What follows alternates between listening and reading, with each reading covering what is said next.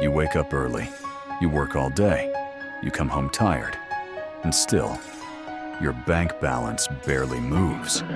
Your parents said, work hard and you'll be successful.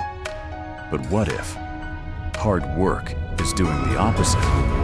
What if working harder is actually making you poorer? Let's go back in time. A long time ago, hard work really did make people rich. Factories were new, jobs were stable. One salary could buy a house. If you worked longer hours, you earned more. Simple. But the world changed, and the rules changed. Today, most people trade time for money. You work 1 hour, you get paid once, that's it. But prices don't wait. Rent goes up, food goes up, fuel goes up. Your salary moves slowly, so you run faster, you work overtime. But the treadmill speeds up too. This is inflation. It quietly steals your money.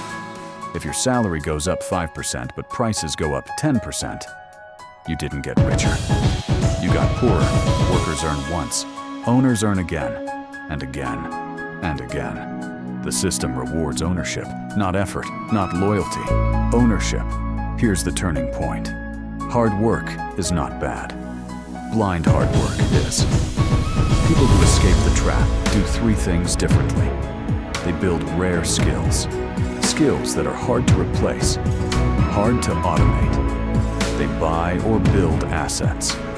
Things that earn money even when they sleep. They use leverage.